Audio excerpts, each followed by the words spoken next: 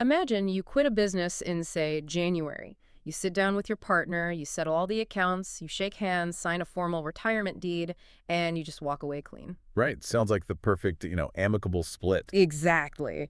So you spend the next 6 months just enjoying your newfound freedom. But then, in July, you get a knock on your door, and it's a bank. Oh, no. I know where this is going. Yeah.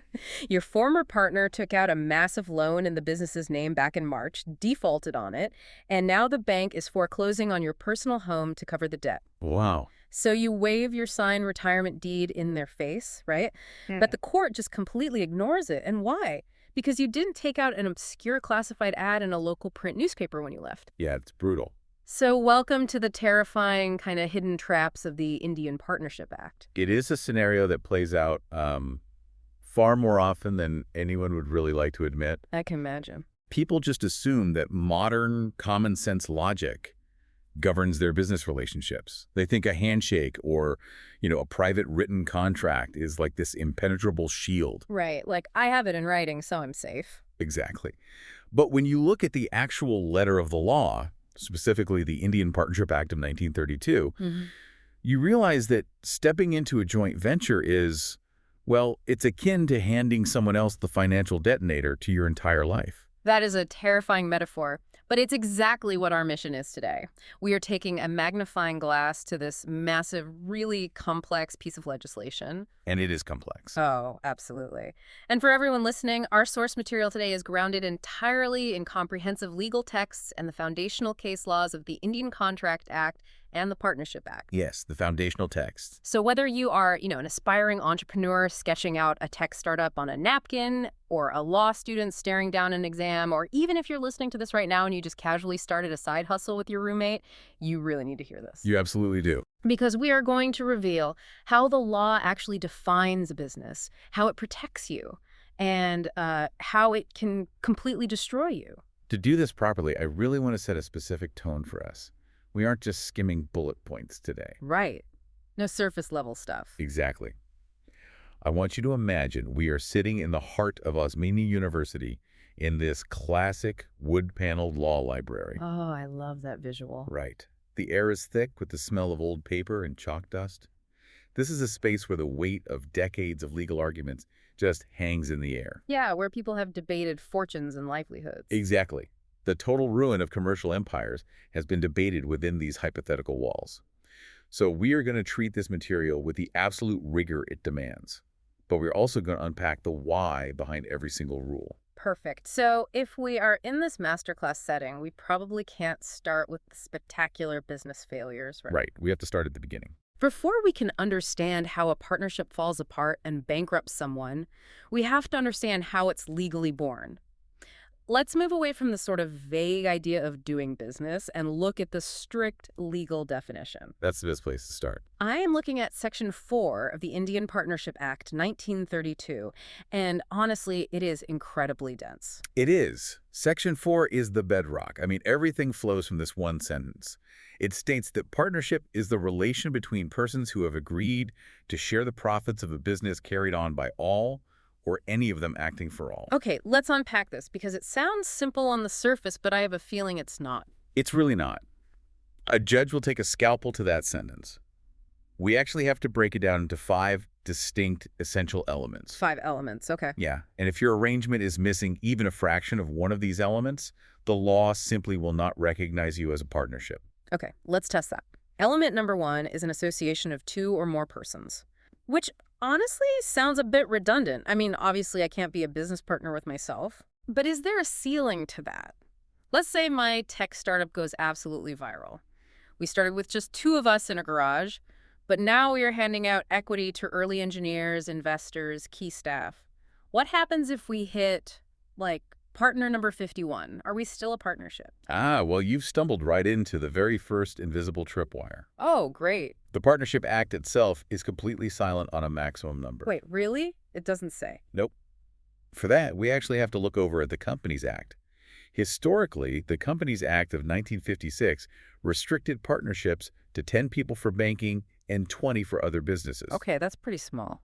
Right, but modern rules generally cap the number of partners at 50.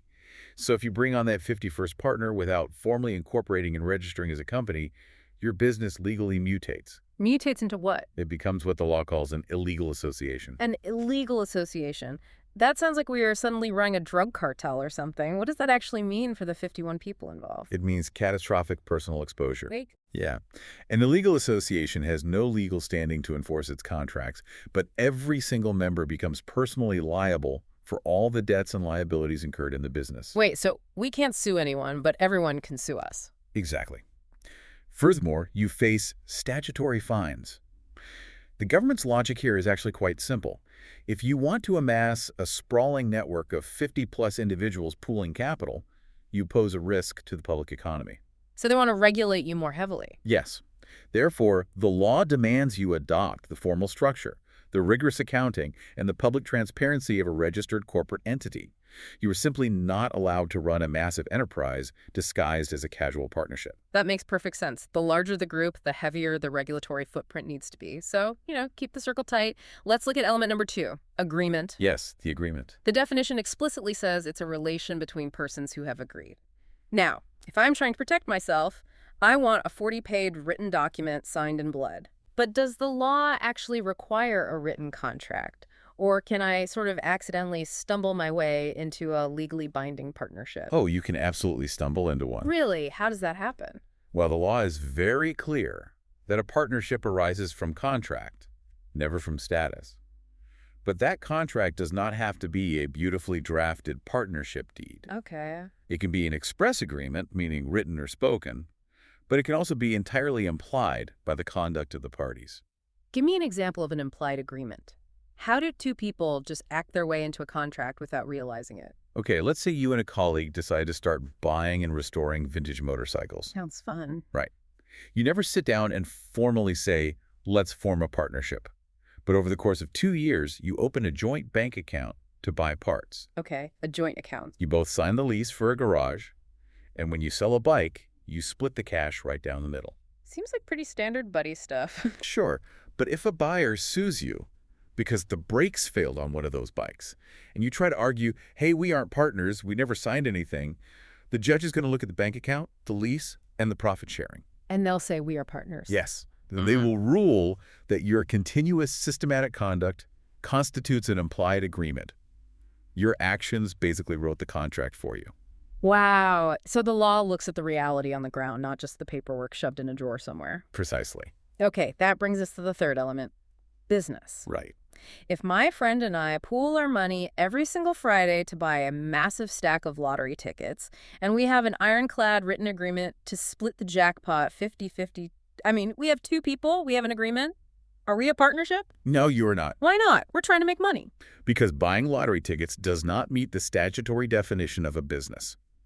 Under the Act, business is defined to include every trade, occupation, and profession. Okay, but isn't gambling an occupation for some people? Not in this legal context.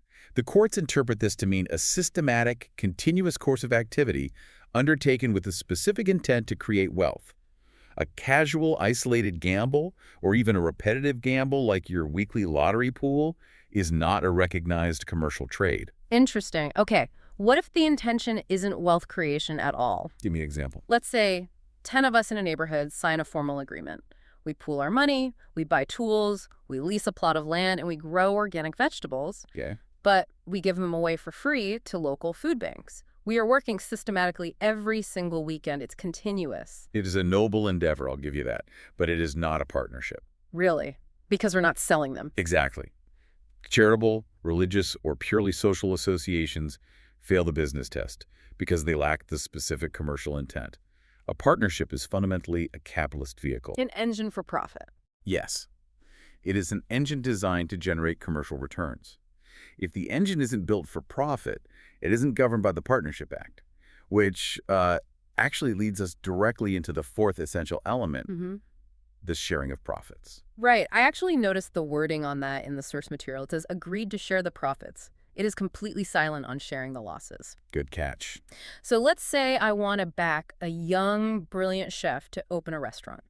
I tell her, I will put up all the money. I will absorb 100% of any financial losses if we go under. You don't lose a dime. Okay, a very generous backer. But if we succeed, we split the profits 70-30. Now, because she isn't sharing the downside risk at all, does that disqualify us from being partners? That is a brilliant hypothetical, actually, and it highlights a crucial legal nuance. The sharing of losses is not a compulsory element for the formation of a partnership. It's not. No. The statute only mandates the sharing of profits. Now, practically speaking, if an agreement is silent on the matter, the law will just imply that losses are shared in the exact same proportion as profits. Makes sense. But you are entirely free to contract out of that. You can have a partner who is completely insulated from internal loss sharing. As long as they take a slice of the upside, this fourth element is satisfied. Okay, so we have an association of competent adults, a voluntary agreement, a legitimate systematic trade, and a profit-sharing split. That seems incredibly comprehensive. Covers a lot of ground. If I have those four things, I would just assume I'm looking at a partnership. But there's a fifth element, and reading the sources, this seems to be the absolute linchpin of the entire law. It is the linchpin. There's no other way to describe it. The fifth element is mutual agency. Mutual agency. And it comes from the very final phrase of the definition. Carried on by all or any of them acting for all. Let me give you a sort of mechanical analogy. Oh, analogies. Go for it. Imagine a car with 2 steering wheels, 2 gas pedals, and 2 brakes. You and I are sitting in the front seats. Mutual agency means that if I jerk my steering wheel to the right, your side of the car goes right too. Yeah. I have the power to steer the entire enterprise, and you are bound by my driving. That sounds absolutely terrifying. You are saying that every single partner is both an agent and a principal simultaneously. Precisely. When you go out and sign a supply contract for our business, you are acting as an agent representing the firm. Okay. But when I sit in the office and a supplier delivers those goods and demands payment, I'm the principal bound by the contract you signed. We are interlocked. Your actions bind me, and my actions bind you. That is a massive amount of trust to place in someone. It is. This concept of mutual agency is so powerful that the courts have declared it the ultimate, absolute test of whether a partnership truly exists. And this brings us to a piece of legal history that honestly blew my mind in the sources. To understand mutual agency, we have to travel back to 1860 to a landmark British case called Cox v. Hickman. Yes, a very famous case. I have to ask, though, why is a masterclass on the 1932 Indian Partnership Act obsessed with an English case from the Victorian era? That's a fair question. It's because Cox v. Hickman literally rewrote the DNA of commercial law, and the drafters of the Indian Partnership Act lifted its ruling directly into Section 6. So they just copy-pasted the concept. Basically. To understand its importance, you have to look at the commercial landscape before 1860. Prior to this case, the courts operated on a very blunt rule. Which was? If you took a share of the profits of a business, you were a partner.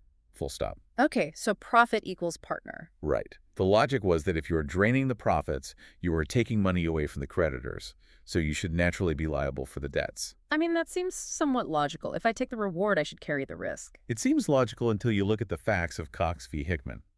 The story involves an iron business operated by a father and son, Benjamin Smith and Son. Okay. The business was failing disastrously. They owed massive debts to their creditors, primarily to 2 men named Cox and Hickman. So Cox and Hickman are the guys owed money. Exactly. Now, instead of forcing the Smiths into bankruptcy, the creditors struck a deal. The creditors essentially took over the management of the ironworks. Like a bailout? Sort of. They installed trustees to run the business, with the agreement that all the net profits would be used to pay off the massive debts owed to the creditors. So the creditors are now taking the profits of the business, and under the old law, that makes them partners. Exactly. And while the creditors were running the business to pay themselves back, the ironworks racked up new debts. Oh, no. Yeah. The new suppliers looked around, saw Cox and Hickman taking the profits, and sued them, claiming they were partners and therefore personally liable for these new debts. The case went all the way to the House of Lords. What did the House of Lords do? Because if they ruled that the creditors are partners, nobody would ever try to rescue a failing business again. They'd just let it burn. The House of Lords realized exactly that. They ruled that sharing profits is only prima facie evidence of a partnership. Prima facie? It means at first sight. It looks like a partnership, but it is not conclusive proof. The conclusive absolute test is mutual agency. So they changed the test completely. They did. The Lords asked, Did the people running the ironworks act as agents for Cox and Hickman? Could they bind Cox and Hickman to contracts? And what was the answer? The answer was no. The trustees were acting on behalf of the Smiths, the original owners, to clear their debt. Therefore, because there was no mutual agency, Cox and Hickman were not partners, despite taking all the profits. That is a massive paradigm shift. It completely separates the flow of money from the flow of legal power. It does. Let me test this new rule with a modern hypothetical. Let's hear it. I own a highly successful chain of coffee shops. I am totally exhausted, so I hire a brilliant regional manager. I tell her, I will pay you a base salary of $60,000, plus I will give you 15% of the net profits of the entire chain to motivate you. Sounds like a great job. Right. Now, we have two people. We have a voluntary agreement. It is clearly a business, and she is taking a significant share of the profits. Is she my partner? Under the Cox v. Hickman rule, which is codified in the Indian Act, she is absolutely not your partner. Even with 15% of the profits? Even then, we have to look past the money and look at the power dynamic. Does she have mutual agency? Can she go to a bank, take out $1 million loan in the name of the coffee shop, and make you personally liable to pay it back? Absolutely not. I'd fire her immediately if she tried that. Exactly. She is an employee receiving a share of profits as remuneration. She cannot bind you, the principal owner, to her unilateral decisions outside the scope of her strict employment duties. Got it. Therefore, there is no mutual agency. And without mutual agency, there is simply no partnership. The law explicitly tells courts to look at the real relation between the parties, examining all relevant facts, the contracts, the conduct, the power dynamics, to see if that steering wheel is truly shared. So if mutual agency is the ultimate test, the great divider, how do we tell a true partnership apart from all the other situations where people just happen to own things together? Because people confuse joint ventures all the time. They really do. Let's look at the first great imposter the sources highlight: partnership versus co-ownership. This is a very common trap, particularly in real estate or inherited property. Let's say you and your sibling jointly inherit a massive commercial duplex from your parents. Okay. You lease it out to a retail store, and every month you take the rental income and split it perfectly 50-50. Okay, I'm playing the judge here. We have two people, an implied or express agreement, and we are sharing profits from a commercial endeavor. It feels incredibly close to a partnership. It feels close, but the law explicitly states that joint owners of property who share the gross returns arising from that property are not partners. They are merely co-owners. Why? What is the functional mechanical difference between us owning a duplex and us running a partnership? There are three massive structural differences. First, remember the business element. Yeah, the continuous trade. Right. Passively holding an asset and collecting rent does not constitute a continuous systematic trade. Second, there is no mutual agency. How? As a co-owner, your sibling cannot suddenly sign a contract to sell the entire duplex to a developer without your signature. They don't have the agency to bind your half of the property. Okay, that's a huge relief. And third, and this is perhaps the most practical difference, transferability of interest. What do you mean by transferability? As a co-owner of that duplex, if you get bored, you can just sell your 50% share to a total stranger on the internet. You don't need your sibling's permission at all. Oh, wow. I could just force my sibling into business with a stranger. Exactly. But in a partnership, the relationship is built on profound personal trust. The law calls it delectus personae, the choice of person. You absolutely cannot sell your status as a partner to a stranger without the unanimous consent of every other partner. Because of the mutual agency. Right. You can't force your partners to suddenly share the steering wheel with someone they don't know or trust. That makes total sense. Co-ownership is about the property. Partnership is about the people. Now, the sources bring up a second comparison, one that is highly specific to the Indian legal context. The Hindu undivided family, or HUF. Yes, a very unique structure. For listeners who might not be familiar with this structure, how does an ancient family business model differ from a 1932 Partnership Act firm? The distinction is fundamentally rooted in origin and liability. As we've established, a partnership under the Act must arise from a voluntary contract. An HUF business, however, arises entirely from status, specifically the status of birth. So you're born into it? Yes. Under traditional Hindu law, when a child is born into a joint family that operates an ancestral business, that child automatically acquires an interest in the business the very moment they take their first breath. There is no contract negotiated in the delivery room. Exactly. It is a birthright, not a bargained agreement. And because the origin is so different, the rules of liability are vastly different. Well, in a standard partnership, if the business goes bankrupt, every single partner has unlimited personal liability. The creditors can take their homes, their cars, their personal savings. Right. But in an HUF, the liability is compartmentalized. Only the managing member of the family, the CARTA, has unlimited personal liability. The other family members, known as co-partners, are only liable up to their specific share in the joint family property. Oh, that's a huge protection. It is. If they have personal self-acquired wealth outside the family business, the creditors cannot touch it. So the British drafters of the 1932 Act had to carve out an explicit exception so they didn't accidentally overwrite centuries of Indian family law. They recognized that status and contract cannot be governed by the exact same risk profile. Perfectly stated. Okay, let's look at the third and final comparison, which is the most common crossroads for any modern entrepreneur: partnership versus a company. If I'm starting a business, why choose one over the other? It really comes down to how the law perceives the existence of the business itself. If you form a private limited company, the law essentially waves a magic wand and creates an entirely new artificial legal person. Like a corporate ghost. Kind of. The company has its own name, its own bank accounts, and it can sue or be sued in its own right. It has what we call perpetual succession. Meaning it never dies. Correct. If every single shareholder of a company tragically perishes in an accident, the company itself continues to exist seamlessly. The shares simply pass to the heirs. Furthermore, the shareholders enjoy limited liability. Their risk is capped at the money they invested in purchasing the stock. But a partnership firm doesn't get that magic wand. Not at all. In the eyes of general civil law, a partnership firm has no separate legal existence from the partners who make it up. Wait, really? So if our firm is called Apex Trading Co.? Apex Trading Co. is just a convenient legal shorthand for Partner A, Partner B, and Partner C collectively. Except for some specific assessments under the Income Tax Act, the firm is the people. So if one of the partners dies, the aggregate is broken. The firm doesn't have perpetual succession. Exactly. The death or insolvency of a partner can instantly dissolve the partnership because the specific human combination that formed the contract no longer exists. A company is an immortal machine. A partnership is a mortal, deeply human relationship. Okay, so if it is this deeply human relationship and my partner has their hands on the steering wheel, how do I stop them from driving us off a cliff? It's a valid fear. If mutual agency means they hold a financial detonator that could ruin my life at any moment, the law can't possibly just leave it as the Wild West. There has to be a safety net of internal rules dictating how we treat each other. And there is.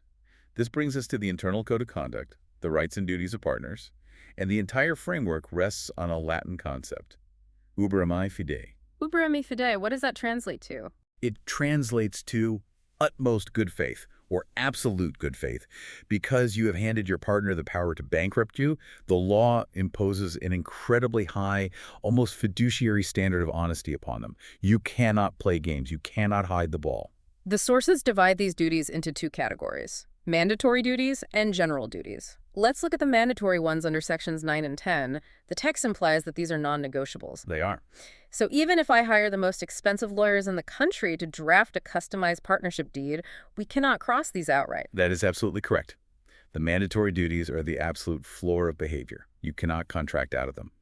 Under Section 9, partners are bound to carry on the business to the greatest common advantage, to be just and faithful to each other, and to render true accounts and full information of all things affecting the firm to any partner. I want to zoom in on that last part. Render true accounts and full information. The sources cite a case here, Law v. Law from 1905.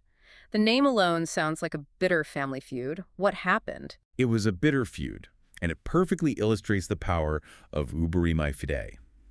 William Law and James Law were brothers, and they were partners in a woolen manufacturing business in Halifax. Okay. William decided he wanted to retire and agreed to sell his entire share of the partnership to his brother James for £21,000. A massive sum in 1905. So they shake hands, and one buys the other out. What's the problem? The problem was what James didn't say. Uh-oh. Yeah. James was heavily involved in the financial management. He knew that the firm held certain highly valuable mortgages and secured assets that were not clearly reflected on the standard balance sheets. Sneaky. Very. William, who was less involved in the daily finances, had no idea these hidden assets existed. James stayed completely silent. let his brother undervalue his own share, bought him out, and pocketed the massive windfall. That is a staggering betrayal. He used his inside knowledge to fleece his own brother. And the court, in Law v. Law, recognized exactly that. When William eventually found out and sued, the court held that James had utterly breached his absolute duty to render full information. So the normal rules of business didn't apply. Right. In a standard commercial transaction between two strangers, buyer beware might apply. But in a partnership, you cannot use superior knowledge of the firm's internal affairs to cheat your partner. The transaction was tainted by the silence. You must put every single card face up on the table. It's the ultimate anti-hustle law. You cannot hustle your own partners. Beautifully put. And Section 10 adds to this with the duty to indemnify for fraud. So if I decide to forge a client's signature and the firm gets sued and loses money, I can't just shrug and say, well, the firm takes the hit. Definitely not. I have to personally reimburse the firm for every penny lost due to my fraudulent action. Exactly. You cannot socialize the cost of your personal malice. Now, those were the non-negotiable mandatory duties. But the Act also provides a list of general duties. And these ones can be changed. Yes. These are the default rules of engagement. Like the mandatory duties, you and your partners can alter these by mutual agreement in your written partnership deed. Okay, I am looking at one of these, Section 13A, and I have a massive bone to pick with the drafters of this law. Oh, point. It states that a partner is not entitled to receive remuneration for taking part in the conduct of the business. Are you kidding me? I know, it sounds harsh. Let's say we start a logistics company. You put up all the capital, but you stay home and watch TV. I am at the warehouse working 80 hours a week, managing drivers, loading trucks, sweating blood for this business, and the law says I don't get a salary. The law assumes that your reward for your 80 hours of sweat equity is your share of the profits. The baseline assumption of a partnership is that everyone pitches in and everyone shares the harvest. But I'm doing all the work. If you feel that your specific operational contribution vastly outweighs the capital contribution, and you require a fixed monthly salary on top of your profit share to survive, the law says, fine, but you must explicitly write that into your contract. So if I don't write it down? If your partnership deed is silent on remuneration, the court will not award you a single rupee for your labor. That is a brutal trap for young, naive entrepreneurs. Two friends start a business. One works full-time. The other is a silent investor. They don't sign a detailed contract. And suddenly the working friend realizes they have zero legal right to a paycheck. You absolutely must put it in writing. You must. Okay, what about side hustles and personal profits? The sources highlight a case called Bentley v. Crowan. Bentley v. Crowan is the textbook example of the duty to account for personal profits, and it deals with a massive conflict of interest. Let's hear it. Imagine you and I are partners in a large commercial bakery. Because you have a background in commodities, you are tasked with acting as the firm's buyer to source wholesale sugar. It makes sense. I'm the sugar expert. Right. Now, secretly, you also own a massive independent warehouse full of sugar under a different corporate name. I see where this is going. I bet you do. When our bakery needs sugar, you go to your own warehouse, buy the sugar at a rock-bottom wholesale price, and then sell it to our bakery at the premium market rate. Just a little arbitrage. You are effectively acting as a middleman, skimming a massive personal profit off a transaction that you were supposed to execute on behalf of the firm. But wait, if I'm selling it to the bakery at the fair market rate, like the exact same price the bakery would have paid a stranger? Why does the firm care? They aren't losing money. Because you violated the sacred principle of uber me fidei. You allowed your personal interest maximizing the sale price of your sugar to conflict directly with your duty to the firm, securing the lowest possible purchase price for the bakery. Oh, because I could have sold it to the firm at cost. Exactly. The court in Bentley v. Crowan ruled that a partner cannot secretly extract a profit from a transaction concerning the firm's business. When the other partners find out, you are legally obligated to surrender every single penny of that secret markup directly back to the firm. You cannot wear two hats in the same transaction. That's fascinating. So we have all these strict duties, no secret profits, absolute honesty, no default salaries. But the Act also grants specific rights to balance this out, right? It does.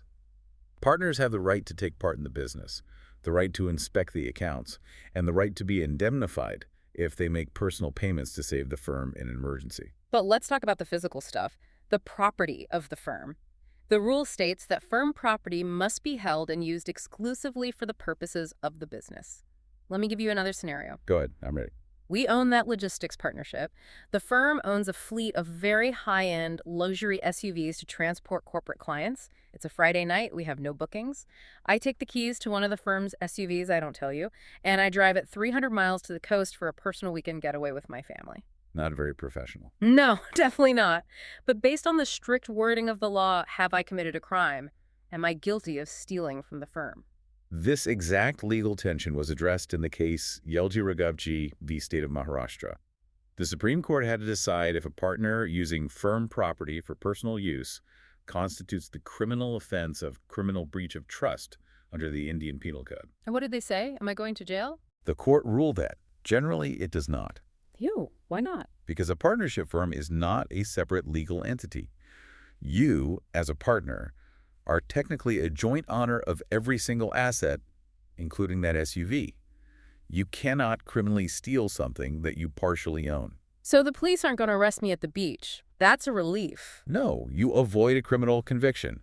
However, you are absolutely civilly accountable under the Partnership Act. Right, because I breached my duty. Exactly. You breach your statutory duty by using firm property for non-business purposes. If you made any secret profit off that trip, say you use the SUV to run a cash-only courier route on the way to the beach, you must surrender those profits to the firm. And if I didn't make a profit? At the very bare minimum, you are legally accountable to reimburse the firm for the wear and tear, the mileage, depreciation, and the fuel you consumed. The firm's assets are not your personal toys, and the law will make you pay for treating them as such. Okay, so that perfectly covers how we treat each other inside the walls of the business. We owe each other absolute good faith. But a business doesn't survive in a vacuum. No, it has to engage with the world. Right. It buys from suppliers, sells to customers, borrows from banks. So how does the law treat the partnership when it faces outward? This brings us to the relation of partners to third parties and the concept of implied authority. And honestly, this seems like the most dangerous mechanism in the entire act. It is the mechanism that keeps lawyers up at night. I can see why. We touched on this with mutual agency, the idea that every partner is an agent. Implied authority crystallizes this. It states that the act of a partner, which is done to carry on, in the usual way, business of the kind carried on by the firm, binds the firm. In the usual way. So if I run a tech firm and my partner goes out and signs a contract to buy 50 laptops for our developers, the firm is bound to pay for them, even if I never saw the contract. Precisely. Buying computers is in the usual course of a tech business. The supplier doesn't need to track down every partner and get their signature.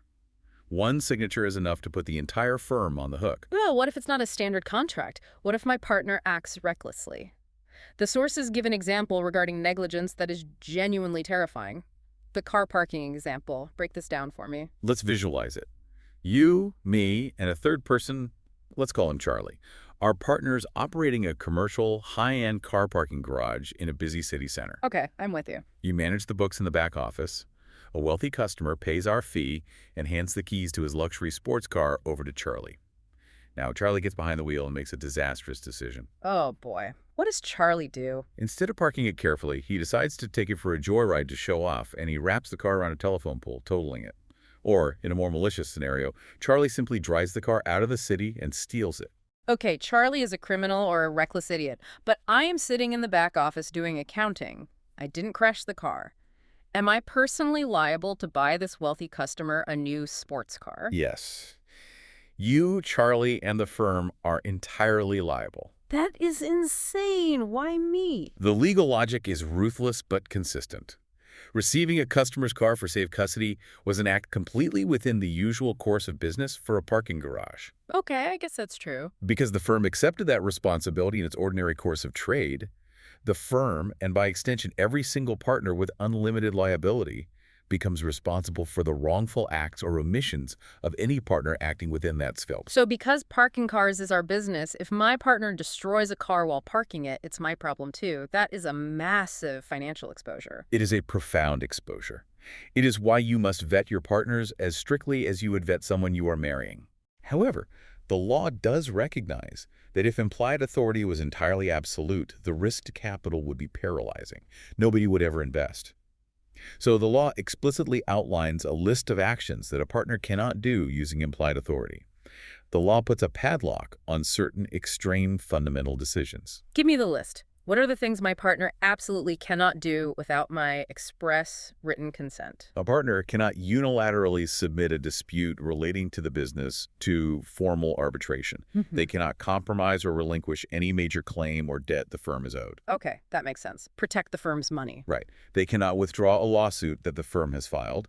They cannot admit liability in a suit against the firm. They cannot open a banking account on behalf of the firm in their own personal name. And perhaps most importantly, they cannot acquire or transfer immovable property like real estate on behalf of the firm. So Charlie can buy 1,000 expensive staplers on a whim, but he can't suddenly sell the physical concrete parking garage we operate out of. Exactly.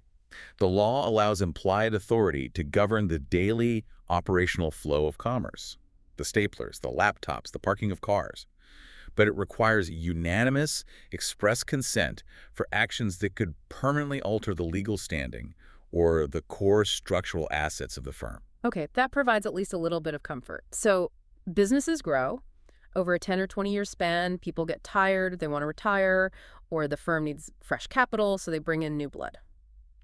How does the law handle the revolving door of reconstitution? It's a delicate transition. Let's start with the new guy, the incoming partner. The foundational rule for an incoming partner is simple and predictable based on what we've discussed. Unanimous consent. You cannot introduce a new partner without the agreement of all existing partners. The delectus persona principle holds strong. Right, I don't want a stranger forced on me. But the real legal complexity arises around liability. Yeah, because if I buy into a manufacturing firm that has been operating for 15 years, I don't know what kind of skeletons are in their closet. Am I suddenly responsible for a bank loan they took out a decade ago? Generally, no. The overarching rule, supported by the precedent in Badri Prasad Vinusagarmal, is that an incoming partner is not liable for any acts or debts of the firm incurred before the date of their admission. Oh, that's good. You get a clean slate going forward. The only exception is if the new partner, the existing partners, and the creditors all come to a specific three-way mutual agreement, a novation, where the new partner explicitly agrees to assume the old debts as part of their buy-in. But without that express agreement, you are only on the hook for what happens after you sign the dotted line. Exactly. That protects the new blood. But what about the people trying to leave? Let's go back to the terrifying scenario I brought up at the very beginning of this deep dive. I want to retire. I settle my accounts. I get my payout. I shake hands with my partners, and I sign a retirement deed. Why am I not free and clear? What is the trap? This is the public notice trap, cemented in legal history by the landmark case Scarfi-Jardine. Okay, what's the logic here? The fundamental problem is that while you may have a private agreement with your partners that you are leaving, the rest of the world doesn't know that. Suppliers, banks, and clients who have dealt with your firm for years still believe you are a partner. Because my name is still associated with it in their minds. Right. They are extending credit to the firm based, in part, on your reputation and your personal liability. So the bank loans money to my old partners in March, thinking I am still there to guarantee it. Exactly. And Scarfi-Jardine established that to sever that liability, you must destroy the public assumption. A private handshake does nothing. The law mandates that a retiring partner continues to be liable to third parties for any acts of the firm until public notice is given of the retirement. What constitutes a public notice in the eyes of a law drafted in 1932? The Act is highly specific. It dictates that for a registered firm, public notice requires notifying the registrar of firms, publishing a notice in the official gazette, and this is the crucial part, publishing an advertisement in at least one vernacular newspaper circulating in the district where the firm's principal place of business is situated. So if I don't buy classified ad space in the local daily paper, my retirement doesn't legally exist to the outside world, and I can be bankrupted by my former partners months or years later. That is the grim reality. That is a brutal reality check. It proves that the law doesn't care about your private realities. It only cares about public formalities.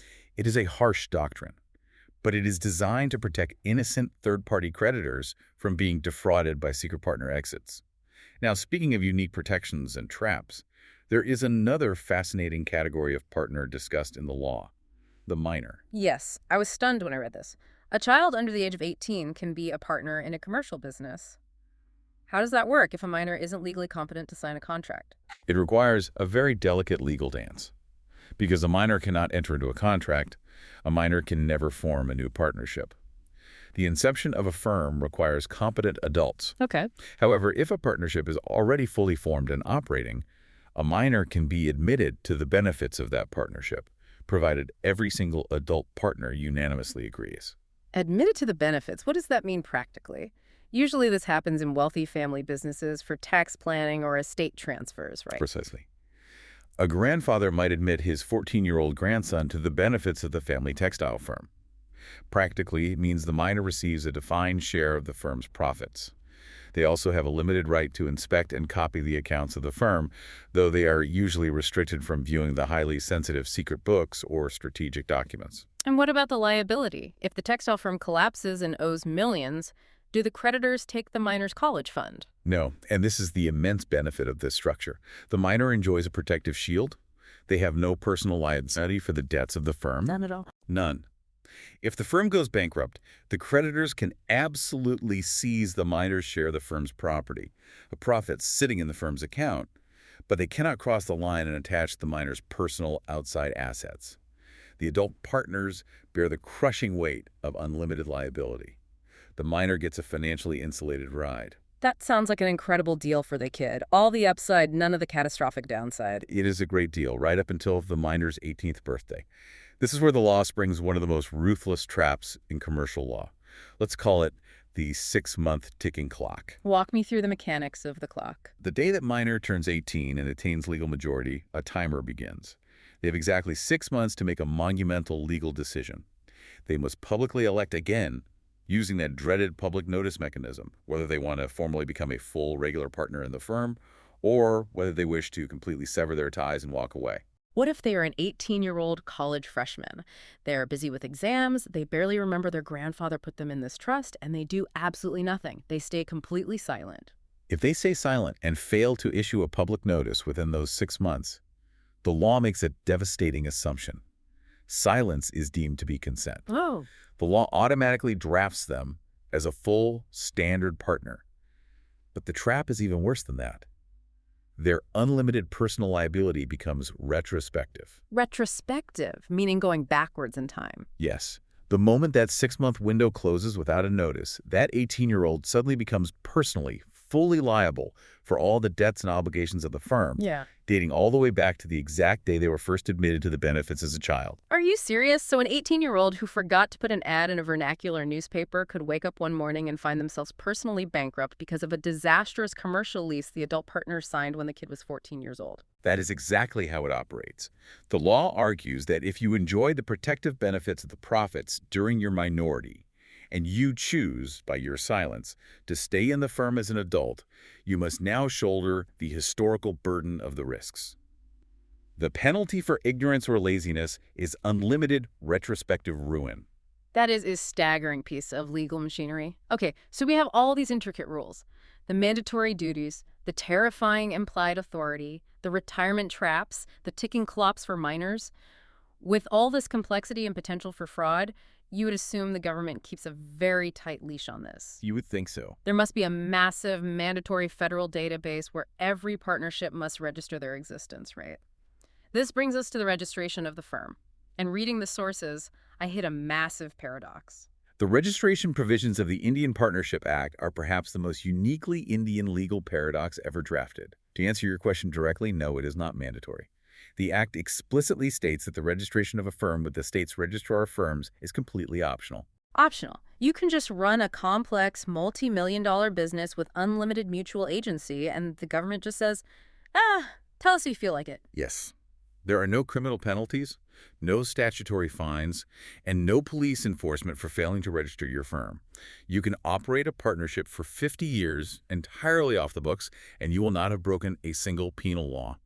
But why play this legal game of chicken? If the government clearly designed a registration system, complete with forms, fees, and registrar, why not just make it mandatory with a fine? What was happening in 1932 that made the British drafters choose to make it optional? You have to look at the socioeconomic reality of India in 1932. The country was vast, largely agrarian, and commerce was driven by millions of small, often illiterate traders operating in local bazaars. Okay, I'm picturing it. If the British drafters had made registration strictly mandatory under threat of criminal penalty, they would have instantly criminalized millions of small family businesses and petty traders who lacked the legal literacy or access to travel to a registrar. It would have collapsed the local economy. Ah, so they couldn't just drop a heavy regulatory hammer on everyone. Precisely. So they made it technically optional to protect the small trader. But to force large, sophisticated commercial entities to formalize, they introduced the hidden poison pill of Section 69. Okay, unpack Section 69 for me. Because if there are no fines, how does the law force you to register? Section 69 outlines the disabilities of an unregistered firm. The law essentially says, sure, registration is optional, we won't fine you. But if you choose not to register, we are going to legally suffocate your business until you are begging to fill out the paperwork. It achieves this through 3 crippling disabilities regarding the civil court system. Suffocate how? What is disability number 1? Disability number 1, internal paralysis. If your firm is unregistered, a partner cannot sue their co-partners or the firm itself to enforce any right arising from their partnership contract. Wait, I am legally defenseless against my own partner. Entirely. So if you and I are unregistered partners, and I blatantly violate Uberimbo Fide by stealing from the firm's accounts, you cannot take me to civil court for breach of our partnership agreement. The judge will look at the fact that you aren't registered and dismiss your suit. You have no legal mechanism to enforce your internal code of conduct. That's terrifying. But that is just the beginning. Disability number 2 is the true killer of businesses. An unregistered firm cannot sue third parties to enforce contracts arising in the course of business. Let's apply this. I run an unregistered manufacturing firm. I sign a contract with a client. I deliver $1 million worth of custom steel parts, and the client receives them, smiles, and refuses to pay the invoice. What happens when I sue them for my $1 million? The sources cite a critical precedent here, Gandhi & Co. v. Krishna Glass PVT Ltd. In that case, an unregistered firm tried to sue a third party for breach of contract. The court held an incredibly strict line. Strict. Because the firm's name and the specific names of the partners bringing the suit were not formally entered into the register of firms on the exact date the lawsuit was filed, the suit was dead on arrival. It is a fatal defect. So in my steel parts scenario, the judge just throws my case out. I just lose $1 million because I didn't file a basic registration form. Yes. You have absolutely no legal mechanism to force your clients to pay you. Your invoices are essentially legally unenforceable requests for donations. Unenforceable requests for donations, that is a death sentence for any commercial enterprise. It is. But the drafters added one final, brilliantly cruel twist to ensure total compliance. Disability number 3. While you cannot sue third parties can absolutely still sue you. Oh, come on. That is a completely asymmetrical justice system. It's totally one-sided. It is entirely one-sided by design. The law's logic is that innocent third-party suppliers who sold you goods, banks that lent you money, should not be penalized or defrauded just because you were too lazy to register your firm. The shield of non-registration only blocks your sword. It doesn't block theirs. So the bank can still come after me? Yes, a creditor can drag your unregistered firm to court, win a judgment, and seize your assets. But if someone owes you money, you are helpless. The law makes it practically and commercially impossible to survive in the modern world without registering. It's optional in the same way that breathing is optional. You don't have to do it, but the alternative is suffocating to death in a vacuum. It forces compliance through sheer commercial terror. Are there any exceptions at all? Like, what if the pressure is too much, the unregistered firm collapses, and we just want to burn it down and split whatever is left? Yes, there are very narrow exceptions. Even if your firm is unregistered, a partner retains the right to sue for the formal dissolution of the firm, or to sue for the realization of the property of a dissolved firm. Basically, the law will let you use the courts to bury the dead body of the firm and distribute the estate, but it will not let you use the courts to keep the firm alive and trading. That is a fascinating legal philosophy. Okay, we have covered the birth of a partnership, the internal duties, the external dangers, the revolving door of partners, and the suffocating paperwork trap. That leaves us with the end of the road. Dissolution. All things must pass. But I notice the texts make a very careful, almost pedantic distinction between the dissolution of the partnership and the dissolution of the firm. What is the mechanical difference? The distinction is vital because it determines whether the business survives. Dissolution of partnership refers merely to a change in the legal relationship between the partners. Give me an example. Let's say there are 4 partners operating a successful restaurant. One partner decides to retire. The specific legal contract between those 4 people, the old partnership, is technically dissolved. But immediately, a new contract is formed between the remaining three. So it's just a structural reshuffle. The chefs keep cooking, the doors stay open, the customers don't notice a thing. Exactly. The enterprise continues. Dissolution of the firm, however, is the absolute final end. It means the dissolution of partnership between all the partners of a firm. It means the business operations shut down completely. The closed sign goes up permanently. The physical assets are auctioned off, the final debts are tallied, and the entity ceases to exist. When the firm is actually dying and we are locking the doors for the last time, it seems like a prime opportunity for people to scramble and try to grab whatever cash is left. What are the strict rules for winding things down? What are my rights on dissolution? The primary overriding right is the right to have the firm's property applied to pay the firm's debts and liabilities first. You desperately want to make sure the outside creditors, the banks and the suppliers, are fully paid off using the business's capital and assets before those creditors come looking to pierce your unlimited liability and take your personal bank accounts. Right. Drain the firm's accounts to save my own house. And once the outside debts are cleared, Once all third-party debts are paid, partners have a right of lien on the surplus assets. First, you get back the capital contributions you originally invested. And finally, if there is a surplus after all that, it is divided among the partners according to their profit-sharing ratio. okay, that makes sense for the physical stuff, selling the delivery trucks, liquidating the inventory. But what about the intangible value? Let's go back to our restaurant example. The physical stoves and tables might only be worth $20,000 at auction. But we spent 10 years building an incredible reputation. The name of the restaurant alone is worth millions. How does the law handle the goodwill during a dissolution? Goodwill is often the most valuable and therefore the most contested asset during dissolution. The law specifically deals with the sale of goodwill, and the cases cited like Clements v. Hall illustrate how partners frequently try to sneakily steal that value for themselves in the chaos of a shutdown. How do you steal goodwill? Look at the scenario in Clements v. Hall. A firm operated out of a highly lucrative leased location.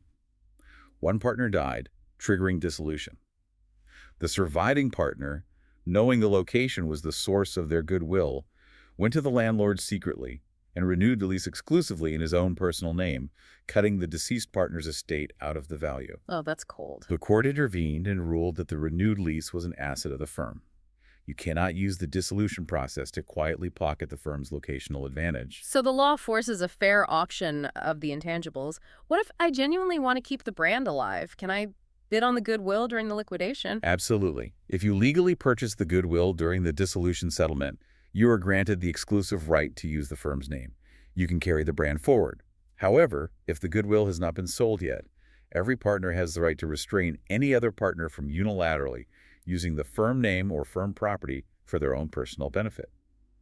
The law freezes everything to ensure that the intangible value is monetized and distributed fairly among everyone who helped build it. Okay, let's take a deep breath. We have covered an astonishing amount of legal ground today. It feels like we've spent a full semester in that Osmania University lecture hall. Let's summarize the journey we've taken through the 1932 Act. We began by stripping away the assumptions of casual business, focusing on the absolute necessity of mutual agency, the steering wheel analogy.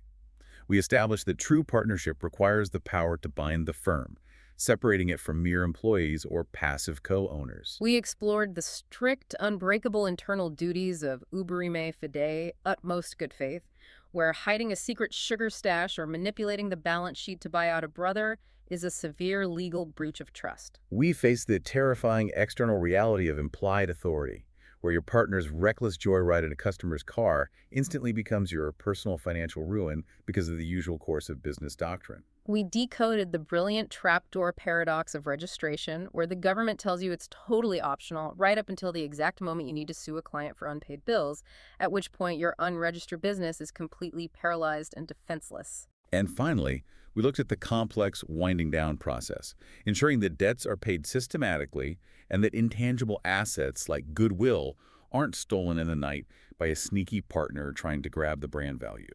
It is a profound, beautifully complex, and somewhat terrifying piece of legislation. It attempts to manage the best of human trust and the worst of human frailty.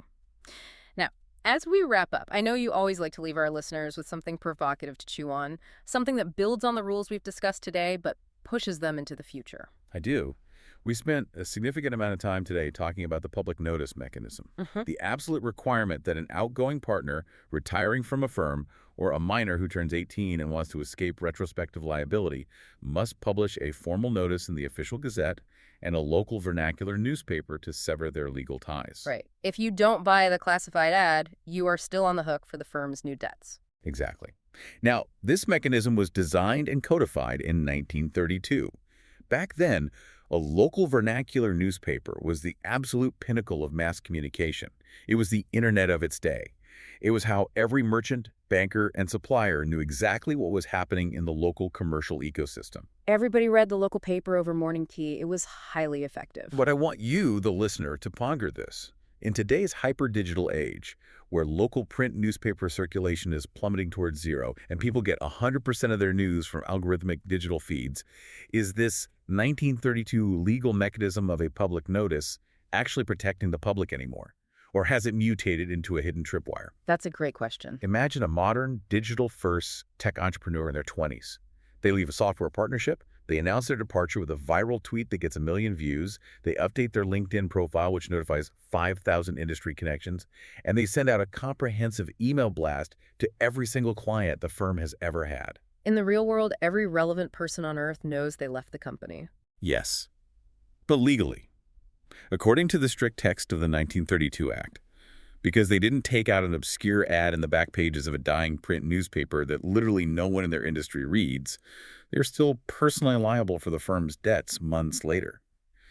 Has the law's attempt to mandate public transparency accidentally created a lethal trap that actively destroys modern professionals who logically assume the digital world is the real world? That is a chilling thought. A viral tweet means absolutely nothing in court. But a 3-line classified ad in a paper nobody reads means the difference between freedom and bankruptcy. I would argue that a viral tweet should count as public notice, but it really highlights that while technology moves at the speed of light, statutory law moves at a glacial pace. And until the legislature formally rewrites that section, you have to play by the rules written in the 1932 books. You must respect the text no matter how archaic it feels, because the judge certainly will. Thank you for taking this deep dive with us today. Keep exploring the fine print of your own professional lives. Keep asking the hard questions about where your liability truly begins and ends. And remember, the next time someone casually says, "Hey, we should go into business together," you'll know exactly what kind of financial detonator you are really signing up for. From the front row of the lecture hall, thank you for listening.